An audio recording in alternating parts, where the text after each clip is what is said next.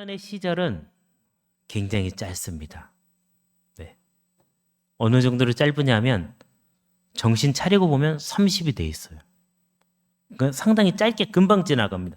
지금은 긴 것 같지만 그래서 지금 주어진 그 시간을 상당히 규모 있게 잘 수첩에 적으면서 차곡차곡 쌓아가셔야 됩니다.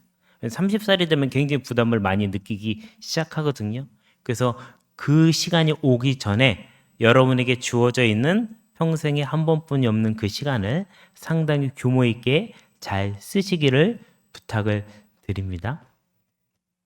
지금부터 설교가 시작입니다. 네. 성경 사무엘의 시작은 엘가나라는 레위인으로부터 시작이 되는데요. 레위인은 하나님의 말씀대로 살아가는 이스라엘 백성들의 상징이라고 볼 수가 있습니다. 여호수아 13장 33절의 말씀인데요. 같이 한번 읽어볼까요? 시작. 오직 레위 지파에게는 모세가 기업을 주지 아니하였으니 이는 그들에게 말씀하신 것과 같이 이스라엘의 하나님 여호와께서 그들의 기업이 되심이었더라. 레위 지파에게는 특정하게 머물러 사는 땅을 주지 않았다라는 소리예요. 그러니까 레위 지파는 여기저기 흩어져서 살고 있습니다. 땅에서 나는 것으로 먹고 살지 않았습니다. 그래서 분깃이 없다라고 이야기를 하는 거죠. 결국 그들의 수입원은 하나님이 되신다 이런 뜻이에요. 저도 직업이 없습니다. 무직자입니다. 네. 저는 그냥 하나님의 일을 하는 것으로 먹고 사는 거예요. 교회에서 사역을 하는 것으로 먹고 삽니다. 목사는 직업이 아닙니다. 직업이면 출근과 퇴근이 있어야 되는데 목사는 출퇴근이 없습니다. 한밤중이라도 성도가 찾아와서 갑자기 장례가 발생하면 가야 되는 겁니다. 갑자기 성도가 찾아와서 어려운 일이 있다고 얘기하면 그 사람을 위해서 새벽에 나가서 기도하고 그 사람을 위해서 말씀으로 권면하는 겁니다. 그래서 이거는 직업이 아닙니다. 그러니까 결국 먹고 사는 일을 누가 책임지시는가? 하나님이 책임지신다라는 것이에요. 그런데 이들이 한번 어려움을 겪고 나서 다시 회복이 되었을 때에 느헤미야가 그 레위인에 대한 얘기들을 이런 얘기를 합니다. 느헤미야 13장 나와 있는 내용인데요. 10절에서 12절까지입니다. 같이 한번 읽어보겠습니다. 시작. 내가 또 알아본 즉 레위 사람들이 받을 몫을 주지 아니하였으므로 각각 자기 밭으로 도망하였기로 내가 모든 민장들을 꾸짖어 이에 온 유다가 곡식과 새 포도주와 기름의 11조를 가져다가 곳간에 드림으로. 상당히 재밌는 이야기죠. 레위인들이 자기 맡은 일이 있었는데 다 도망갔다는 거예요. 왜 도망갔나 봤더니 사람들이 몫을 주지 않았다는 거예요. 레위인은 땅이 없다고 그랬죠. 자기 수입원이 없으니까 누가 줘야 되죠? 그 지파에 머물고 살고 있는 레위인들을 위해서 온 이스라엘이 하나님께 드린 헌물, 11조 이런 것들을 통해서 먹고 사는 거예요. 그런데 그것을 사람들이 내지 않았다라는 얘기는 신앙생활을 제대로 하지 않았다라는 얘기고, 그래서 레위인들이 각자의 맡은 역할을 안 하고 다 떠나갔다는 거예요. 근데 이 일을 느헤미야가 보고 민장을 꾸짖었다고 얘기하는데, 민장은 뭐냐면 백성들 중에 우두머리, 백성민, 근데 우두머리장, 그래서 우두머리들이에요. 쉽게 얘기하면 장로님들이죠. 이분들이 이처럼 사태가 불안해질 때까지, 심지어 레위인들이 다 도망갈 때까지 왜 두고 보고 있었느냐. 그래서 이것을 제대로 잡기 시작합니다.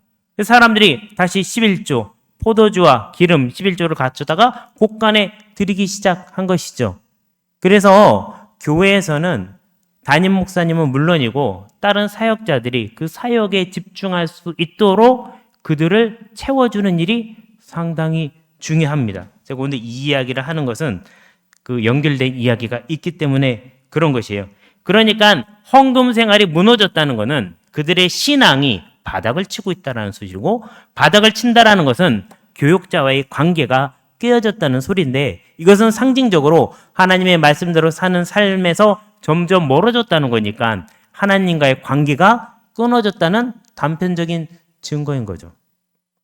교회에서 신앙생활하면서 헌금 생활을 하지 않고, 교회에서 신앙생활하면서 자신이 생긴 수입 중에 11조를 하나님께 드리지 못한다 그러면 그 믿음은 무엇으로 증명을 하시겠어요? 그래서 보통 교회에서는 헌금이라는 말을 쓰고 있지만 그 사람에 대해서 이야기할 때는 저분은 헌신을 잘하셔 라고 헌신이라고 표현합니다. 헌금은 뭘 드리는 거죠? 돈을 드리는 거잖아요. 근데 돈을 드리는 것은 어떤 입장에서 드리는 겁니까? 나를 드린다라는 입장에서 드리는 거예요. 헌신은 뭐죠? 몸을 드린다는 거예요. 내 몸을 드릴 수 없어서 헌금을 드리는 것이에요. 그러니까 여러분 그 의미를 정확히 파악하고 있어야 되는 것이에요. 여러분 하나님 앞에 젊은 시절부터 헌금을 드리는 여러분 되시길 바랍니다. 11조를 드리는 여러분 되시길 바랍니다. 하나님이 인도하여 주실 줄로 믿습니다. 자, 그래서 이런 근본적인 신앙생활을 흔드는 일이 생겼을 때 느헤미야는 백성의 우두머리를 꾸짖는 일이 생기게 되었다라는 거죠. 제가 토요일마다 전도를 가요. 그래서 어제도 특세 끝난 다음에 7시 반에 여기서 출발을 해가지고 천호동에 있는 교회 가가지고 전도 훈련을 하고, 전도 훈련 오전에 하면 오후에는 전도 실천을 나갑니다. 실제로 나가서 전도를 하는 거예요. 내일은 그러니까 어제는 하는 전도 지역이 어디였냐면 덕소에 있는 서남비 교회라는 거예요. 저 사진에 나온 게 실제 교회는 아닙니다. 네, 저거는 이미지예요. 네. 근데 거기에 이제 목회하시는 목사님은 원래는 천호동에서 목회를 하시다가 어려움을 당하셔가지고 교회가 다 이제 깨졌어요. 분열이 됐고 교회 처소도 사라졌어요. 그래서 덕수라는 곳으로 이전을 해서 평일에는 카페를 하고 사람들을 모아다가 독서 토론을 하고 그러면서 교회를 운영하셨답니다. 근데 세가 워낙 비싸니까 교회 카페가 여러분 잘 안 됩니다. 요즘 브랜드 카페가 얼마나 많은데요. 동네에 있는 카페도 잘 안 됩니다. 망합니다. 그러니까 되지가 않겠죠. 그래서 이분은 평일에는 떡볶이 장사를 해가지고 돈을 벌어서 월세를 내시고 주일에는 거기 의자를 다 예배식으로 꾸며가지고 거기서 같이 예배를 드리고, 그러니까 낮에는 카페를 지키고 밤에는 떡볶이 장사를 하고 주일에는 예배를 드리시는 거예요. 그리고 사모님은 청각장애인이라서 듣지를 못하세요. 그리고 어머니는 몸져 누워 계시기 때문에 병간호를 해야 됩니다. 이런 어려운 상황 속에서 그분의 간절한 소망은 뭐냐면요, 목회를 하는 거예요. 목회를 하기 위해서 교인이 10명밖에 없는데 그 월세를 목사님이 돈을 벌어서 내시면서 목회를 하는 거예요. 이분은 너무너무 행복하세요. 제가 만났는데 저보다 7살이나 많으신데 저보다 더 얼굴이 밝아 보이시고 근데 머리는 하얗게 되어 서셨어요. 백발이에요, 머리가. 네. 그래서 이제 이렇게 하고 있는데 그 자리에 건물 주인이 상가 3층에 사고 있는데 옆에 자리하고 지금 쓰시는 자리하고 제가 싸게 드릴 테니까 그냥 사시라고. 목사님 이걸 사세요. 구입을 하세요. 그래서 목사님이 생각해봤는데 금액이 너무 큰 거예요. 그런데 이 집주인이 그동안 월세 낸 거가 한 7천만 원 정도 되는데 제가 7천만 원을 깎아드릴게요. 그래가지고 옆에 자리랑 그 카페 자리랑 둘 다 샀어요. 내 집 마련을 한 거죠, 말하자면. 그래서 이자를 내는 것을 월세 낸다고 생각하면서 내시면서 그것을 마련을 하신 겁니다. 그게 3년 전 일이라는 거예요. 여전히 떡볶이 장사를 하면서 양쪽에 이자를 내시면서 주일에는 성도들과 함께 예배를 드리면서 그 자리를 지켜왔는데 이 자리를 우리가 같이 전도해 주러 간 거예요. 여러분 교회에서 예배를 드리면 교회 자리가 있는 게 당연하다고 생각하고 교회에서 예배를 드리고 사역을 하시는 목사님들이 사례비를 받는 게 당연하다고 생각하지만 어떤 목사님은 자신의 사례비를 받기는커녕 자기가 수고하고 노력해서 장사를 해서 돈을 벌어서 교회에 월세를 내야 되고 대출금을 내야 되는 분들도 있다라는 거예요. 당연한 것은 당연하지 않다. 너무 당연하다고 생각하지만 당연하지 않은 거예요. 이 교회를 전도의 용사들 40명이 가서 전도를 해주고 왔습니다. 어떤 일이 있었는가? 전도의 열매. 버스 정거장에서 어떤 분이 전도를 했어요.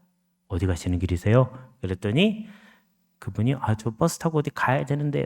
그럼 버스 오기 전까지 전도해도 될까요? 네, 말씀해 보시지요. 라고 이 얘기를 시작한 거예요. 그래서 복음을 전하는데 버스가 벌써 여러 대 지나가고 있어요. 근데 몇 번 버스인지 모르잖아요. 그래서 물어봤답니다. 우리 안 집사님이셨는데 전하시는 분이 버스 아직 안 왔나요? 근데 벌써 여러 대 지나갔죠. 근데 이분은 복음을 듣느라 그 자리에 일어나지 않는 거예요. 이분이 원래 길동에 사시다가 덕소로 이사를 가셨는데 교회를 정하지 못하고 교회를 안 나가고 지내고 있었는데 자기에게 복음을 전하러 온 거예요. 그래서 그 교회에 나가기로 작정하셨답니다. 아마 오늘 그 교회 가서 예배를 드리셨을 겁니다.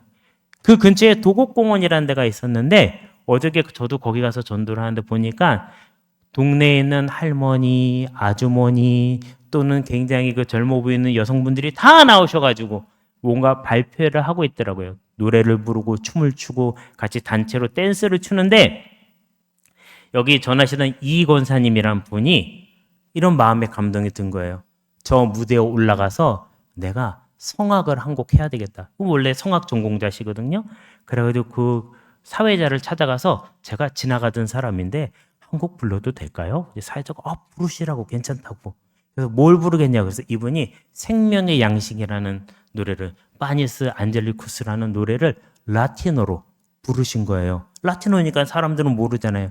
근데 그 내용이 얼마나 신앙적이고 아름다운 생명의 양식을 내려주시옵소서라는 내용이 하면서 그분이 그 교회를 선전하신 거예요. 저는 서남빛 교회에서 나왔습니다.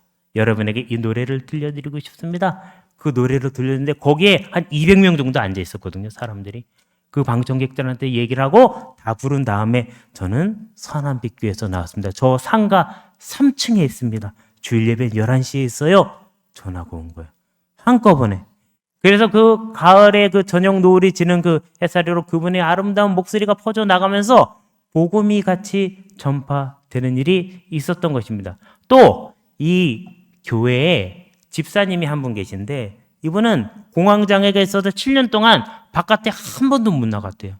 그런데 전도 훈련이 있다는 소식을 목사님이 듣고 누가 갔으면 좋을까? 근데 다들 바빠요. 갈 수가 없어요. 갈 수 있는 상황은 이 공황장애에 걸려서 7년 동안 밖에 못 나가신 여자 집사님뿐이 없어. 이 여자 집사님 보고 전도훈련이 있는데 가보실래요? 근데 이분이 고민도 안 하고 네, 가겠습니다. 그런 거예요. 혼자 간 게 아니라 이 김 집사님이 2명을 더 전도를 해가지고 같이 데리고 간 거예요. 그래서 교인이 10명인데 10명 중에 3명이 전도훈련을 받으러 갔어요. 이분이 사람을 못 만나는 공황장애이기 때문에. 근데 전도훈련을 하면서 사람들을 만나고 사람들에게 전도를 하고 공황장애 증상이 점점점 좋아지기 시작했어요. 처음에 왔을 때 얼굴이 얼마나 무서웠는지 몰라요. 근데 웃기 시작하고 사람들에게 먼저 다가가서 전도를 하고 변화가 일어나게 된 것입니다. 전도의 열매가 생겼는데 이것은 무엇 때문에 생긴 걸까요? 전도 훈련 때문에 생긴 게 아니에요. 복음의 능력으로 자신이 먼저 변화받는 일이 생기게 되었다라는 것입니다. 당연한 것은 당연하지 않다. 엘가나는 레위 지파의 일을 감당을 했죠. 이 엘가나에게는 한나라는 아내가 있었습니다. 당시의 대제사장은 누구였나? 엘리라는 대제사장이 있었습니다. 그런데 이 엘리라는 대제사장에게는 2 아들이 있었는데 이 2 아들은요, 자신들이 제사장의 역할을 하는 게 당연하다고 생각하고 있는 겁니다. 감사가 없죠. 감사가 없는 정도가 아니라 악행을 일삼았습니다. 그래서 사무엘상 2장에 그 악행이 아주 자세히 나와 있거든요. 탐욕으로 젖은 제사장들이에요. 하나님의 아들의 역할을 감당해야 되는데 그 아들의 역할을 감당하지 못하는 사람들이었죠. 그래서 이 제물로 들어온 고기를 빼앗고 하나님의 법을 멸시하고 제사를 멸시하고 예배를 함부로 드리는 거, 심지어 성막에서 봉사하는 여성들을 겁탈하고 성적인 타락까지 이어지고 부정한 일을 하게 되었다는 거예요. 이 한나라는 여성에게도 당연히 일어나야 될 일이 일어나지 않아요. 결혼한 여성이 아이를 출산하는 것은 당연한 일인데 이 일이 일어나지 않게 되었다는 것입니다. 안 넘어가요. 안 넘어갑니다. 네. 네. 소은 간사님 안 넘어갑니다. 네. 누가 좀 올라가 주세요. 네, 컴퓨터에 문제가 생긴 것. 네, 넘어갔습니다. 네.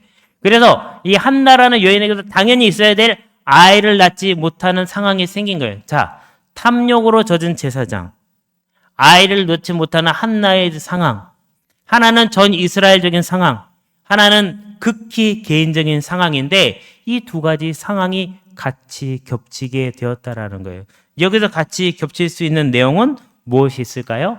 아이를 낳지 못한다라는 상황인 것입니다. 자, 이렇게 겹치게 되었을 때 한나에게는 놀라운 신앙의 변화가 생기는데 그 내용이 바로 사무엘상 1장 10절에서 11절의 내용입니다. 같이 읽겠습니다. 시작. 한나가 마음이 괴로워서 여호와께 기도하고 통곡하며 소원하여 이르되 만군의 여호와여, 만일 주의 여종의 고통을 돌보시고 나를 기억하사 주의 여종을 잊지 아니하시고 주의 여종에게 아들을 주시면 내가 그의 평생에 그를 여호와께 드리고 삭도를 그의 머리에 대지 아니하겠나이다. 자, 생각해보세요. 한나라는 여인에게 당연히 있어야 될 자녀가 있지 않게 되었죠. 임신하지 못하는 상황이 되었죠. 그런데 하나님에게도 당연히 있어야 될 영적인 자녀가 없는 상황이 전개되고 있죠. 한나는 마음이 괴로웠습니다. 하나님도 마음이 괴로웠어요. 한나는 기도하고 통곡했습니다. 하나님도 그 영적인 아들을 기대하시면서 통곡하셨습니다. 한나는 자신에게 주어진 아들을, 그의 평생을 하나님께 드려야 되겠다고 결심을 했습니다. 하나님이 바라시는 아들로, 레위인으로, 그리고 제사장은 될 수 없으니까 선지자로 키우겠다고 결심하게 된 것입니다. 자, 뭐가 달라졌죠? 한나라는 개인의 기도가 하나님의 나라와 의를 위한 구속사의 기도 제목으로 바뀌게 되었다라는 거예요. 대학생들은 대학교 다니죠. 공부하죠. 공부는 잘해야 되나요? 못해야 되나요? 민경? 공부는 잘해야 될까요? 못해야 될까요? 잘하면 좋겠죠. 확신이 없는 거죠. 좋겠죠. 자, 유진? 공부는 잘해야 될까요? 못해야 될까요? 상관이 없어요. 네. 그것도 이제 근거가 없으니까 상관이 없어요가 나오는 거죠. 한나는 아이를 낳아야 될까요? 낳지 말아야 될까요? 낳고 싶었어요. 너무너무 낳고 싶었어요. 자신의 평생의 기도 제목은 그거 한 가지예요. 아들을 주십시오. 그런데 아무리 기도해도 응답이 안 옵니다. 공부가 잘하고 싶어요. 아무리 기도해도 응답이 안 와요. 근데 어느 날 내가 공부를 잘해야 되는 이유를 하나님 안에서 발견합니다. 나의 기도 제목이 어느 순간 하나님 나라와 의를 위한 기도 제목으로 바뀝니다. 이유와 근거가 분명해져요. 찾으시면 돼요. 찾으시면 그다음부터 공부를 잘해야 되겠다라는 생각을 가지게 되는 겁니다. 가령 내가 대학을 꼭 가야 되겠다라고 생각하면 대학을 왜 가야 되는지를, 그 이유를 하나님 안에서 찾았다면 그 학생 보고 억지로 공부하라고 할 이유가 없습니다. 자신이 알아서 공부하게 되었어요. 무엇이냐면 우리의 삶의 근거와 이유와 조건과 앞으로 지속적으로 해야 되는 힘이 나에게서 나오면 금방 고갈되지만 하나님께 그 이유가 있을 때는 나를 위한 기도 제목이 아니라, 더 이상 나 개인을 위한 일이 아니라 하나님을 위한 일로 바뀌게 돼 있다라는 거예요. 우리 목사님이 떡볶이 장사를 하는 이유는 하나님의 교회에서 계속 목회를 하고 싶어서 떡볶이 장사를 하시는 거예요. 월세를 내기 위해서 떡볶이 장사를 하거나 생계를 위해서 떡볶이 장사를 하는 게 아니고요. 그래서 그분이 3년, 4년을 하실 수 있는 거고 7년, 8년을 월세를 내면서 하실 수 있는 거예요. 떡볶이 장사가 개인을 위해서 하는 게 아니시라고요. 그래서 저는 처음에 떡볶이 장사하시는 목사님이랑 얘기를 들어서 얼마나 찌들고 힘들까. 세상에서 그렇게 아름다운 미술을 가진 57세의 남성을 본 적이 없습니다. 너무너무 멋지신 분. 너무너무 고맙고 감사해서 그분이랑 같이 사진을 찍었어요. 근데 사진을 보여드리면 누군지 알 것 같아가지고 보여드리면 안 될 것 같아가지고 사진은 오늘 넣지 않았습니다. 그러니 당연한 이유를 당연하다고 생각하지 말고 당연함의 본질을 찾아야 된다는 것이에요. 여러분 삶의 이 본질을 찾으시기를 간절히 바랍니다. 그래서 우리 청년들 비전 노트를 쓰라고 하는 이유는 당연함의 본질을 찾으시라는 거예요. 더 이상 나의 개인의 목적이 아닌 하나님의 나라와 의를 위한, 하나님의 나라를 위한 나의 삶의 한 부분이 무엇이고 전체가 무엇인지를 찾으시라는 거죠. 그런 사람은 마음이 조급할 이유도 없고 마음이 불편할 이유도 없어요. 내가 만약 대학을 안 간다. 대학을 안 가는 이유를 하나님 안에서 찾으시면 되죠. 내가 만약 이 사업을 한다. 이 직장을 다닌다. 그 이유를 하나님 안에서 찾으시라는 거죠. 만약 하나님 안에 이유가 없으신가요? 그럼 하나님 안에 이유가 있는 걸 찾으시면 되죠. 한나의 집은 라마라는 곳에 있었고요. 보통과 같은 일상을 보내게 됩니다. 남편인 엘가나와 동침을 하고요. 그런데 평소와 다른 부분이 있었는데 그게 뭐냐면 사무엘상 1장 19절의 말씀인데요. 한번 볼까요? 시작. 그들이 아침에 일찍이 일어나 여호와 앞에 경배하고 돌아가 라마의 자기 집에 이르니라. 엘가나가 그의 아내 한나와 동침하매 여호와께서 그를 생각하신지라.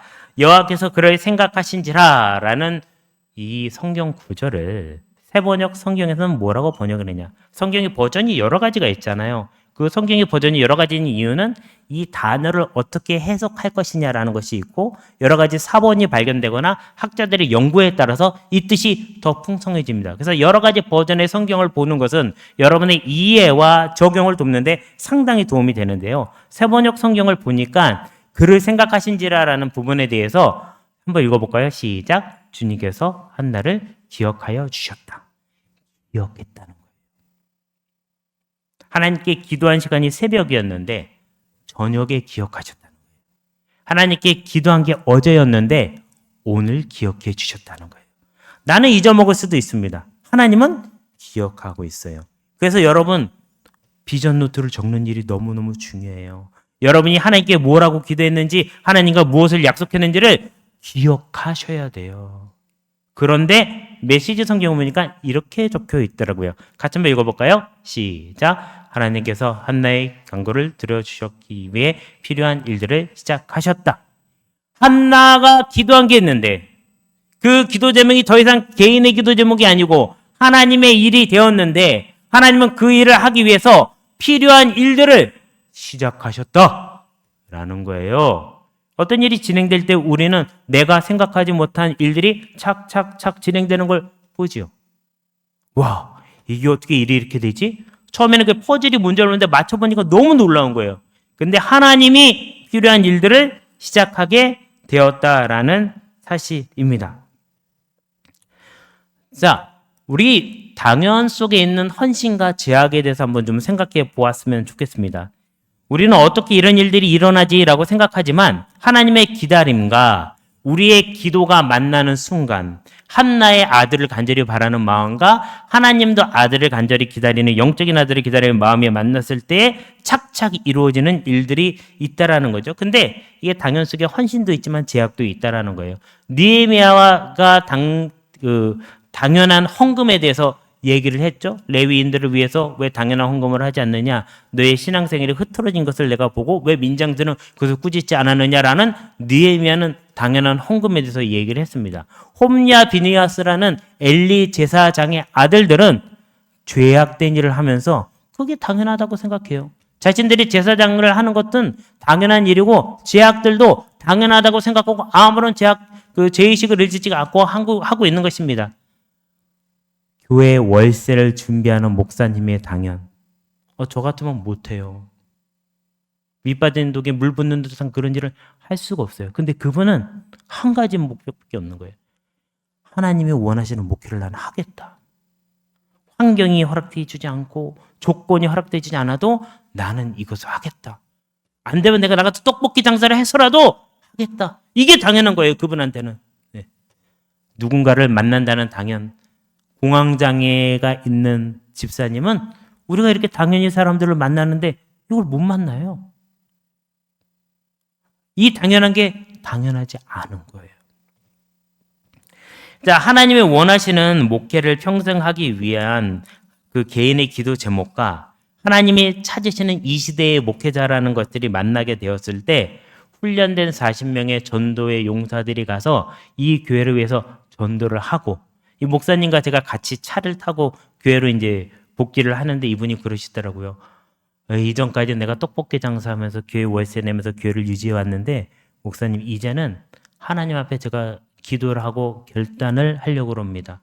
목회를 통해서 필요한 것들을 다 공급받을 수 있는 목사가 되도록 하나님과 제가 결판을 내려고 합니다. 이 얘기를 하시더라고요. 너무너무 존경스러워 보였어요. 자, 오늘 사실 제가 하려는 설교는 따로 있었거든요.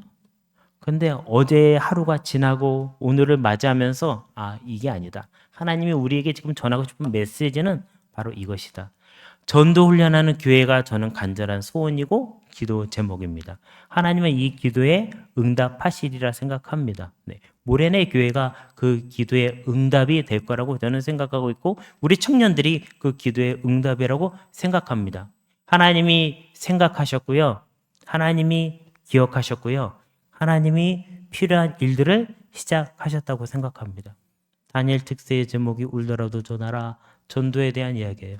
복음에 관한 이야기예요. 그 일을 우리가 직접 해야 된다라는 얘기예요. 그 일이 우리 교회에 하나님 주신 미션이고 우리 여호서 커뮤니티에 준 미션이라고 저는 생각합니다. 하나님의 소원을 이루시는 여러분의 삶이 되시기를 주님의 이름으로 축원합니다. 또한 여러분 삶 속에 있는 개인의 기도 제목이 더 이상 개인의 기도 제목이 아니라 하나님의 나라와 의를 이루는 기도 제목 안에서 새롭게 탄생하게 되기를 바랍니다. 우리 서진이는 어떤 기도 제목이 있니? 서진이의 기도 제목이 하나님의 뜻 안에서 새롭게 태어나기를 바라요. 우리 요엘이는 어떤 기도 제목이 있지? 가정을 위한 기도 제목이 있을 수 있겠지.